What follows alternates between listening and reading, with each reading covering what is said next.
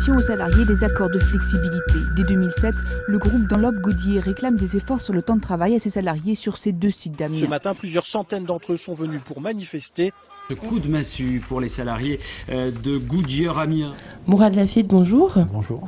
Alors vous êtes réalisateur, vous avez fait de nombreux films et vous êtes ici aujourd'hui pour nous parler de votre suivi de la lutte des Goodyear à Amiens Nord, puisque vous les avez suivis de longue date.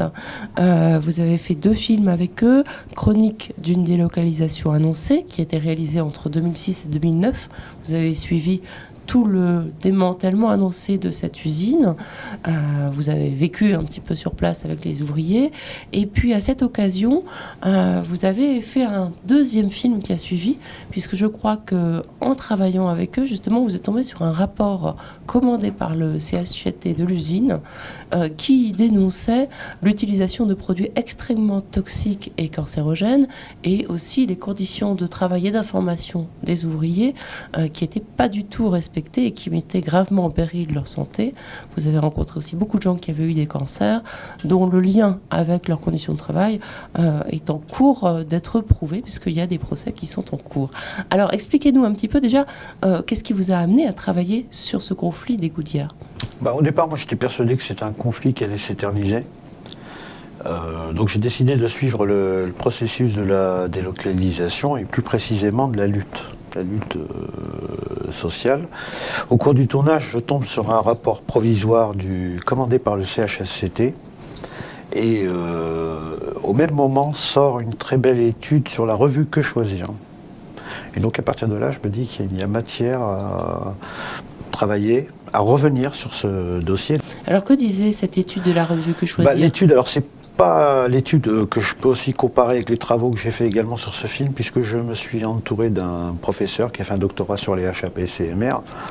Et il n'y a pas que Goodyear, ça concerne Michelin, ça concerne l'ensemble de l'industrie du caoutchouc, du pneumatique, mais du caoutchouc plus précisément. Et donc ces HAPC et CMR, ce sont des substances vraiment dangereuses. Des huiles aromatiques polycycliques qui sont utilisées. Cette combustion provoque est cancérogène et d'ailleurs est classée comme produit cancérogène. Alors elle est utilisée dans toute l'industrie. Tout à fait. Alors à des doses peut-être différentes. Et puis surtout, faut voir dans les conditions dans lesquelles elles sont utilisées. Parce que est-ce que vous pouvez nous raconter un petit peu le tableau de l'usine que vous avez découverte ? Parce que alors, les gens l'ont dit, c'était un peu Zola. Les usines, j'en ai fait 4. Certaines, je ne peux pas les nommer. Il n'y a pas de prescription. Je n'ai pas trop envie d'avoir. J'y suis en train de manière, je dirais, illégale. Il y a des gros problèmes en termes de fiches techniques. Affichage sur les bidons. Et plus précisément, Goodyear, ce qui m'a un petit peu alerté, c'est que je n'ai pas trouvé d'amicale d'anciens salariés de Goodyear. Et parmi les retraités, énormément de gens qui étaient malades ou porteurs de maladies, donc en l'occurrence cancer de la plèvre, cancer du poumon. Et la réponse souvent qu'on leur donnait, vous fumez, vous buvez. On a toujours essayé d'occulter un peu ces risques d'exposition et les conséquences, bien entendu, qui en découlaient. D'accord. Et alors, il y a eu néanmoins des procès qui ont été intentés, des veuves, des gens malades. Tout à fait. Alors, il y a un collectif qui s'est créé autour de Goodyear il y a à peu près 3 ans. Il y a une procédure, une class action, donc une action collective aux États-Unis. Sinon, moi, j'ai fait mon travail, je dirais en tant que réalisateur, mais aussi en tant que lanceur d'alerte. Donc, puisqu'on a projeté le film à l'Assemblée nationale, j'ai pris des contacts avec Bruxelles. Énormément de difficultés avec les universités, les chercheurs, puisqu'aujourd'hui, avec les rues, elles sont souvent financées. Entre autres, Goodyear finance quelques universités. Donc, à partir de là, il y a une omerta. Il y a un conflit d'intérêts manifeste. Puis certains hommes politiques qui m'ont répondu qu'il y avait plus de morts sur les routes que... Ce qui est vrai, mais ça ne change rien. Voilà. Donc voilà. Et concernant les conditions de travail, c'est vrai que j'y reviens. Alors moi, quand j'ai visité cette usine, on le voit, il y a des images en caméra cachée à l'intérieur, c'est germinal. On est vraiment au début du siècle. C'est poussiéreux, c'est vétuste.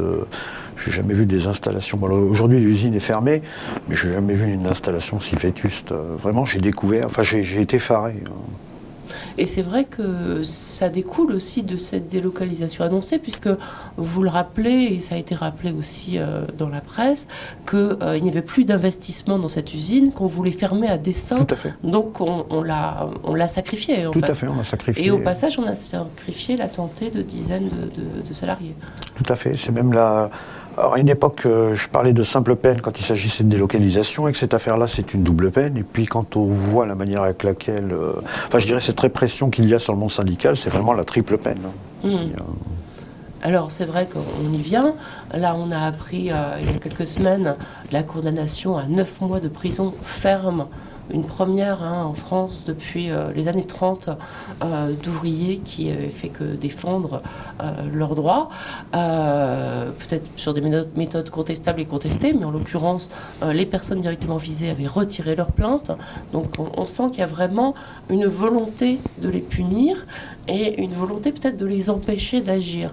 Parce qu'on ne peut pas s'empêcher de penser, en voyant votre documentaire, que, sachant qu'il y a des poursuites en cours contre l'usine, contre la direction américaine de l'usine, pour mise en danger de la vie d'autrui, eh bien ces gens qui seront en prison, qui seront fragilisés par leur licenciement, par le risque de sanctions, etc., n'auront peut-être plus envie, n'auront peut-être plus la force d'aller se défendre comme ils ont commencé à le faire.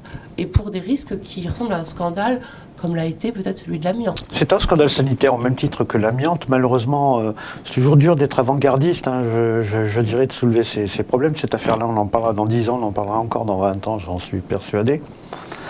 On regardera cette affaire avec... quand on la regardera avec beaucoup de recul, on sera indigné, scandalisé de se dire comment est-il possible qu'en 2000, on ait pu... je dirais faire travailler des gens dans ces conditions. Maintenant, sur la question de la condamnation, oui, effectivement, moi, je le vois de cette manière. Ils risquent la prison, effectivement. Bon, je leur souhaite de ne pas y aller, mais dans l'éventualité où ils iraient, ils auraient des problèmes pour obtenir leur visa pour aller aux États-Unis, entre autres. C'est des délégués syndicaux qui ont besoin d'avoir une liberté, je dirais, de mouvement. On est dans un contexte géopolitique qui n'est pas simple, avec les menaces terroristes et avec... est-ce qu'ils vont avoir la possibilité d'aller aux États-Unis, je dirais même avec une condamnation, avec du sursis? Il y aura toujours, je dirais, de la part du gouvernement américain de les empêcher, sous un prétexte quelconque, de pouvoir se rendre et se défendre.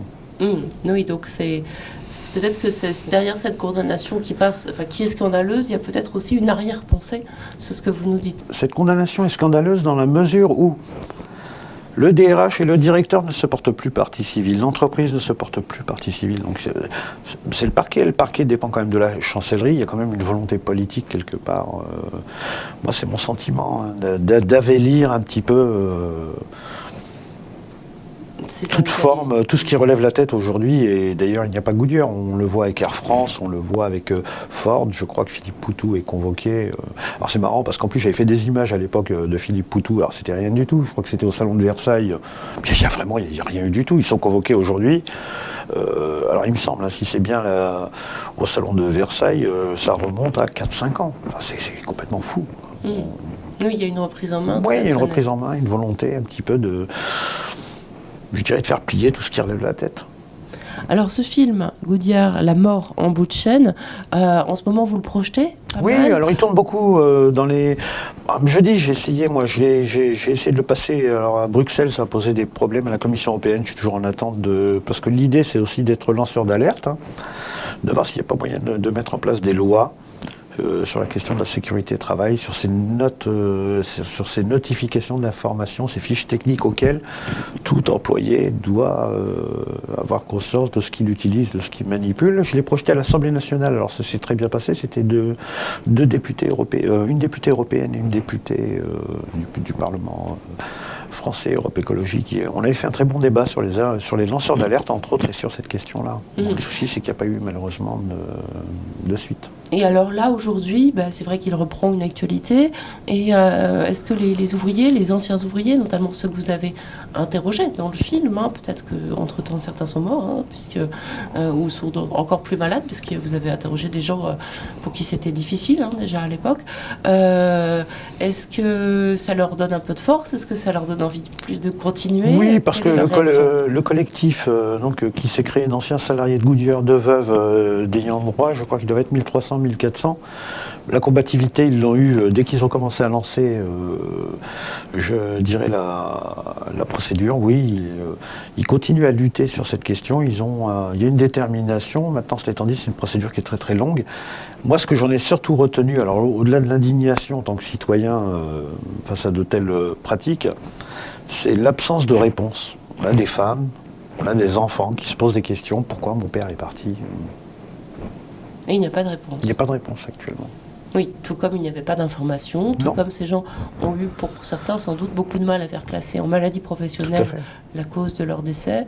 Voilà, c'est un silence méprisant. Tout à fait. Et puis on voit la politique qui est menée actuellement sur la question de l'inspection du travail, où on a besoin d'inspecteurs du travail, le rôle de l'inspection du travail qui doit être à charge, c'est-à-dire la défense des employés, mais en même temps à charge.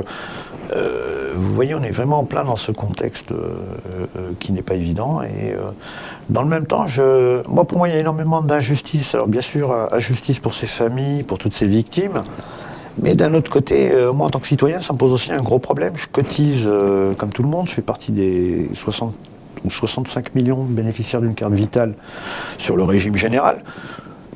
Je suis entièrement d'accord, il faut les soigner, mais comment ça se fait-il qu'ils soient pris sur le régime général alors qu'il y a des responsabilités à la justice de déterminer les responsabilités? Prenons le cas, alors imaginons que sur la filière caoutchouc, il y ait 300 ou 400 ou 500 cas de cancer, ça coûte quand même relativement cher, puis ensuite on va nous expliquer qu'il n'y a plus d'argent à la sécurité sociale et qu'il va falloir encore se serrer. Vous voyez, c'est aussi... Encore une fois, ce sont les entreprises qui sont les assistées. Tout à fait, moi je crois pour moi il y a un problème. Merci beaucoup Mourad Lafitte d'être venu, et aussi pour ce film, je rappelle, Goodyear, La mort en bout de chaîne, un film qui dévoile peut-être une des raisons, parmi d'autres, de la condamnation si violente à laquelle on a assisté il y a quelques semaines.